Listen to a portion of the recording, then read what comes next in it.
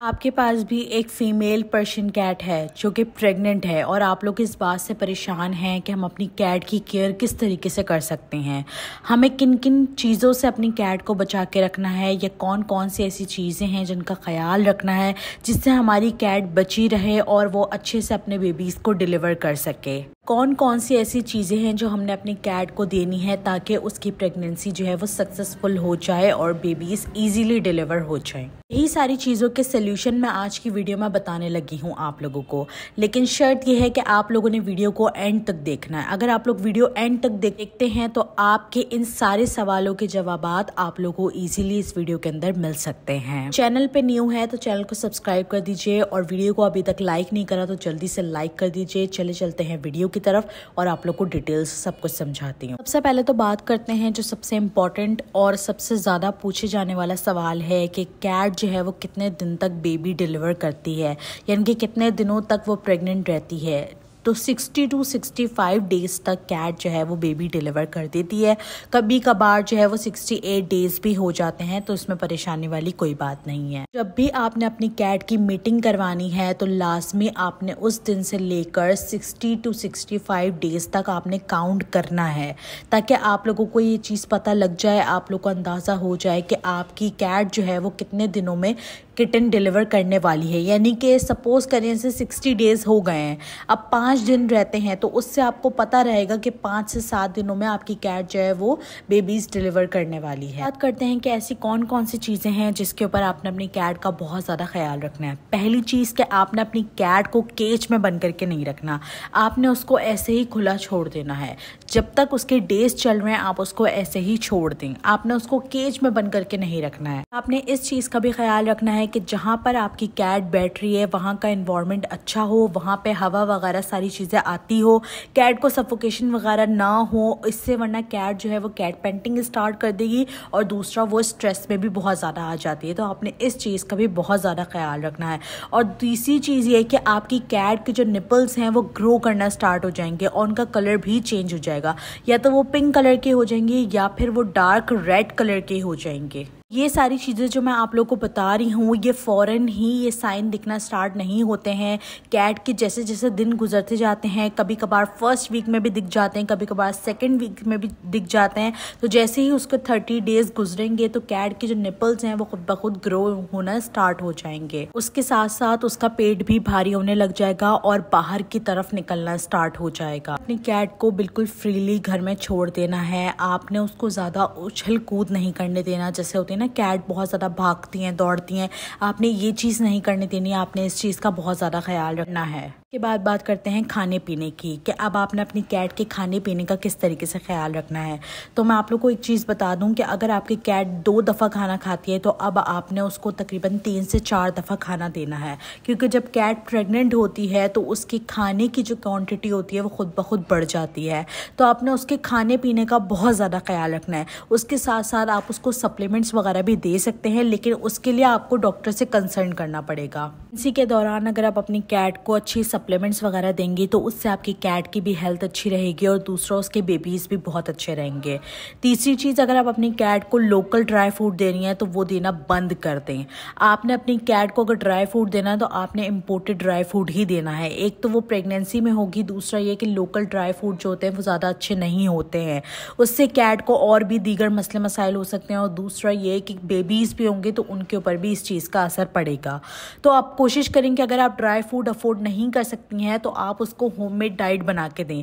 आप उसको अच्छी डाइट बना कर देंगी तो उससे भी आपकी कैट जो है वो काफ़ी हेल्दी रहेगी और बेबीज़ भी अच्छे रहेंगे।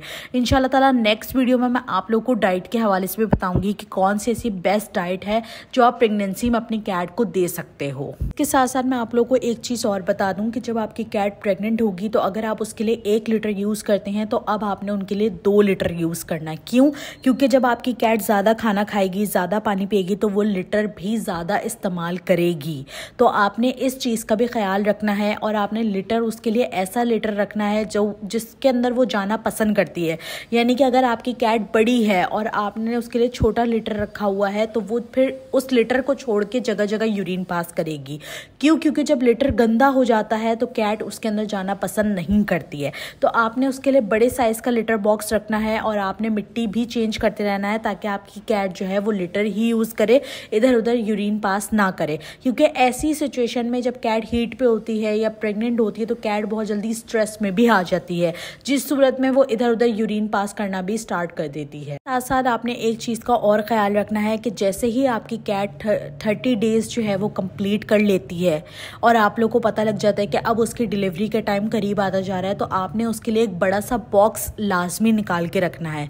एक बड़ा सा बॉक्स रखना है और उसके अंदर कोई भी कपड़ा वगैरह आपने बिछा देना है ताकि आपकी कैट जो है वो खुद ब खुद उस बॉक्स के अंदर जाना स्टार्ट हो जाए। और जैसे जैसे डिलीवरी के दिन करीब आते जाएँ तो आपकी कैट जो है वो खुद ब खुद बॉक्स के अंदर जाकर डिलीवर भी कर सकती है। कि जैसे जैसे दिन करीब आते जाते हैं तो कैट कोने वाली जगह जो है वो खुद ब खुद तलाश करना स्टार्ट कर देती है। जहाँ पे वो सेफ़ फील करे वो ऐसी जगहें तलाश करती है। और कभी कभार अलमारी में या कोई ऐसी कोने खुदरे वाली जगह होती है, वहाँ पर जाके वो अपने बच्चे डिलीवर कर देती है। तो आपने इस चीज़ का ख्याल रखना है कि आपने उसके आसपास बॉक्स लाजमी रखना है और उसमें कपड़ा बिछा के रखना है ताकि आपकी कैट को ये अंदाज़ा हो जाए कि ये एक सेफ़ जगह और यहाँ पर मैं बच्चे डिलीवर कर सकती हूँ। बहुत सारे लोग ये भी सवाल करते हैं कि प्रेगनेंसी के दौरान हम वैक्सीनेशन या डिवॉर्मिंग करवा सकते हैं, तो मैं आपको ये कहूँगी कि आप बिल्कुल भी नहीं करवा सकते। आप जब हीट पे आपकी कैट आती है, मीटिंग से पहले ही आप उसकी डिवॉर्मिंग और वैक्सीनेशन वगैरह करवा लीजिएगा, या फिर प्रेगनेंसी ख़त्म होने के बाद। आप प्रेगनेंसी के दौरान ये सारी चीज़ें नहीं कर सकते और आप उसको कोई भी ऐसी मेडिसिन वगैरह खुद से उठाकर नहीं दे सकते। अगर आपको देनी है कोई भी सप्लीमेंट्स वगैरह तो उससे पहले आपको वेट से कंसर्न करना पड़ेगा, तभी आप दे सकते हैं, वरना क्योंकि इसके असरात जो हैं वो उसके बच्चों के ऊपर भी बहुत ज़्यादा पड़ते हैं। बहुत सारे लोग ये गलती भी करते हैं कि जब कैट प्रेग्नेंट होती है तो उसका फूड स्विच करवाते हैं। जैसे कि ड्राई फूड है, अगर ड्राई फूड नहीं खा रही है तो दूसरे ड्राई फूड देना स्टार्ट कर देंगे, यानी कि एक ब्रांड से दूसरे ब्रांड स्विच करवाते हैं, या फिर ड्राई फूड से होममेड फूड पर स्विच करवाते हैं। तो आपने ये चीज़ भी नहीं करनी है।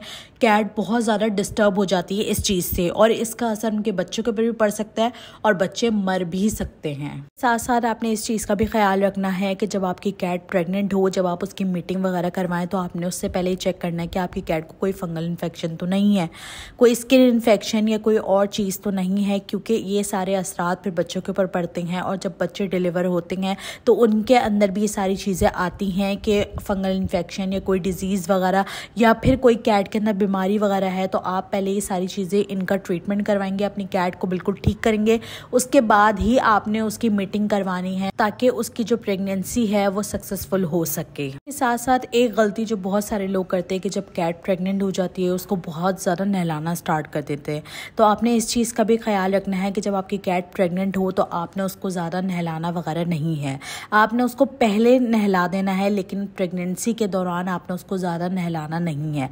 तो ये कुछ चीज़ें थी जिनका आपने बहुत अच्छे से ख्याल रखना है। अगर आप इन सब चीज़ों का ख्याल रखेंगे तो आपकी कैट की जो प्रेगनेंसी है वो सक्सेसफुल हो जाएगी और बच्चे भी काफ़ी हेल्दी रहेंगे और काफ़ी अच्छे से डिलीवर हो जाएंगे।